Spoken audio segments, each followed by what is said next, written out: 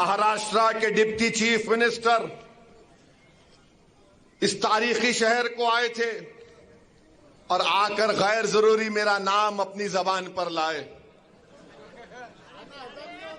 हाँ, देवेंद्र फडणवीस बोले, सुनो ओवैसी, ए देवेंद्र फडणवीस, याद रखो तुम मेरी जबान का मुकाबला नहीं कर सकते ना। अगर तुम मोदी अमित शाह भी बैठ गए तो मेरी जबान का मुकाबला नहीं कर सकते। इन्होंने क्या बोले, ए ओवैसी, वो क्या बोले, ये वोट जिहाद, धर्म युद्ध। हम इलेक्शन कमीशन ऑफ इंडिया से पूछना चाहते हैं, क्या ये जबान इलेक्शन के कानून के ताबे है या उसके खिलाफ है? इलेक्शन कमीशन ऑफ इंडिया जवाब दो। ये महाराष्ट्र के चीफ इलेक्टोरल ऑफिसर से हम पूछना चाह रहे हैं, मेरा नाम लेकर जिहाद का नाम लिया जा रहा है, धर्म युद्ध का नाम लिया जा रहा है, क्या ये इलेक्शन कानून के खिलाफ नहीं है? क्या ये मॉडल कोड ऑफ कंडक्ट के खिलाफ नहीं है? ये लोकशाही है, जमहूरियत है, यहां पर धर्म युद्ध और जिहाद कहां से आ गया फडणवीस?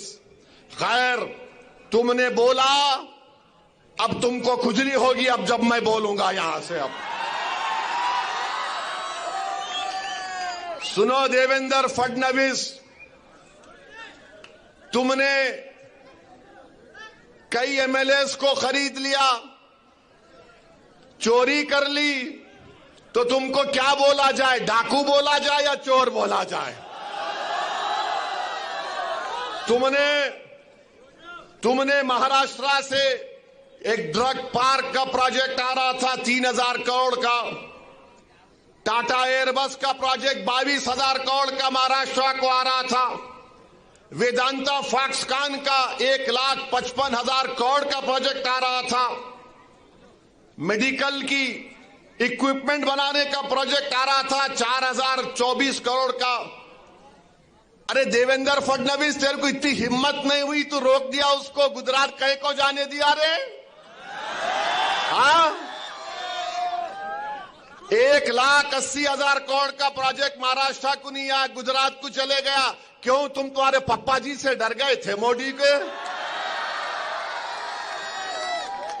ये फिर आप देखो, और हम बताना चाह रहे हैं, फडणवीस ये समझते हैं क्योंकि वो फडणवीस हैं तो असदुद्दीन ओवैसी को दबा सकेंगे, क्योंकि वो फडणवीस हैं तो ये चाहते हैं कि लोग उनके पैरों के पास बैठ जाएं।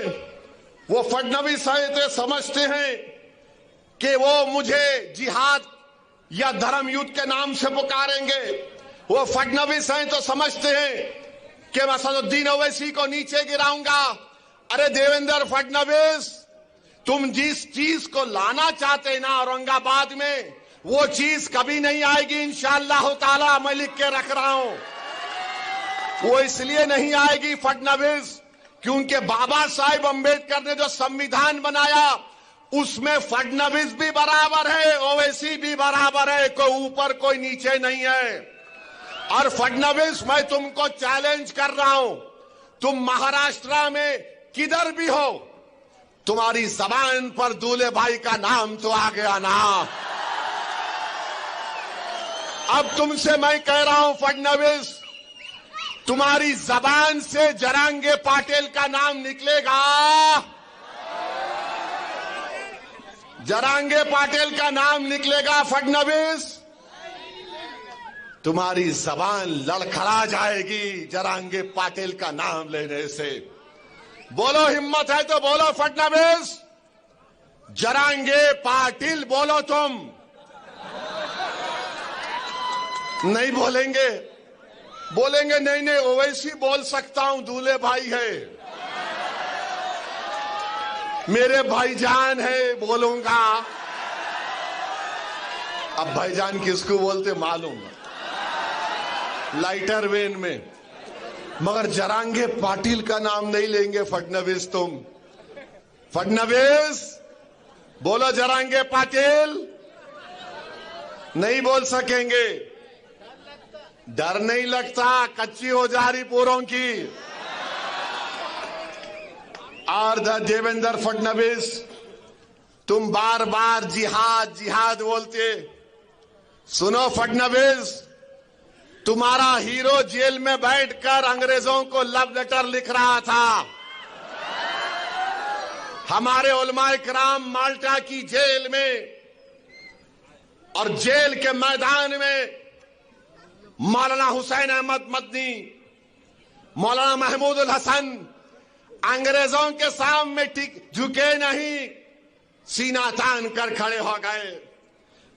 सुनो फडणवीस, अल्लामा फजल कैराबादी काला पानी की जेल में थे। अल्लामा फजल कैराबादी ने अंग्रेजों से कोई सौदा नहीं किया। सुनो फडणवीस, 1820 के बाद इस मुल्क की आजादी की लड़ाई में सबसे पहला फतवा किसने दिया? हमारे मदरसों के जिम्मेदारों ने दिया, जिहाद का फतवा दिया। फडणवीस, जब तुम्हारे बुजुर्ग नहीं थे, अंग्रेजों से लड़ने का तरीका हमने देश को सिखाया। हमने बताया कैसे अंग्रेजों को भगाया जा सकता है। तारीख गवाह है कि दिल्ली की जामा मस्जिद से लेकर वो जो पंजाब का पाकिस्तान का बॉर्डर है मौजूदा, उन झाड़ों और पेड़ों पर हमारे उलमाए किराम की लाशें फकर से लटक रही थी। वो लटक तो रही थी मगर पुकार पुकार कर पैगाम दे रही थी तुम जैसे फडणवीस लोगों को कि देखो, इस देश से हमने मोहब्बत की और इस देश को आजाद कराने के लिए हमने अपना सब कुछ कुर्बान कर दिया। आज फडणवीस बोलते जिहाद। फडणवीस, तुमको जिहाद, फडणवीस क्या बोले? वोट जिहाद। अभी लैंड जिहाद हो गया, लव जिहाद हो गया, एग्जाम जिहाद हो गया। अब फडणवीस, आरएसएस, बीजेपी बोल रही वोट जिहाद। यानी धूलिया में मालेगांव सेंट्रल की सीट से बीजेपी के उम्मीदवार को वोट नहीं मिला तो फडणवीस बोल रहे वोट जिहाद। हमको सेंट्रल मालेगांव से वोट नहीं मिले, जहां तुम्हारे को वोट नहीं मिला वहां जिहाद हो गया। जहां तुम्हारे को हार गए वहां जिहाद हो गया। तुम गुजरात में भी एक सीट हार गए, कैसा हारे बोलो? तुम हैदराबाद में मेरे खिलाफ हार गए, कैसा हारे बोलो?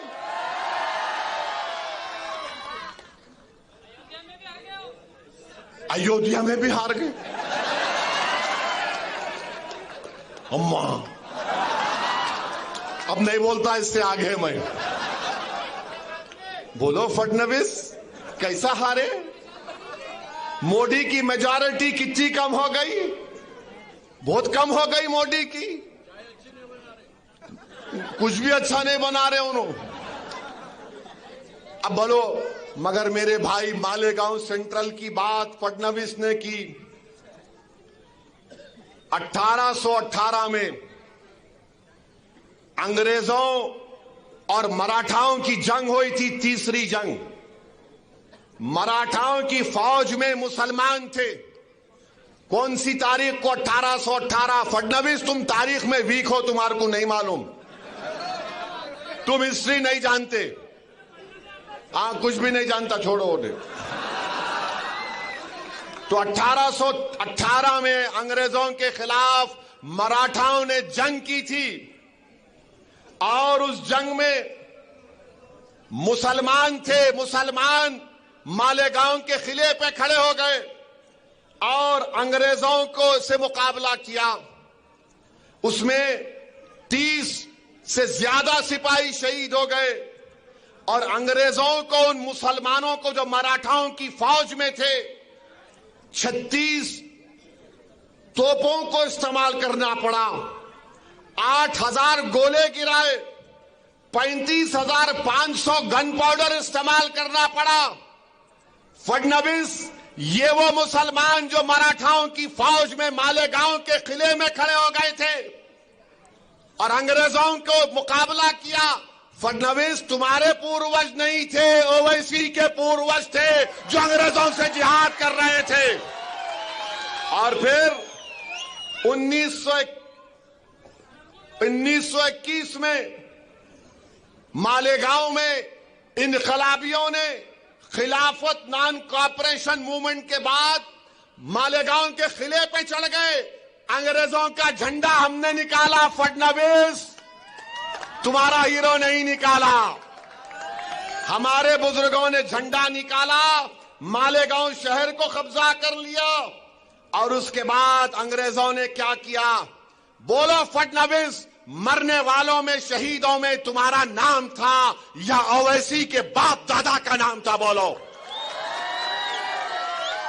नाम क्या था? सुनो फडणवीस, शहीदों का नाम जिन्होंने 1921 में अंग्रेजों का झंडा निकालकर हिंदुस्तान के झंडे को लहराया, शहीदों में नाम सुलेमान शाह, इस्माइल अल्लाह रखा, शाहीन बिकारी, शाबान बिकारी, बुद्धू, फरीदास, अब्दुल गफ्फार, ये तमाम को फांसी पे लटका दिए फडणवीस।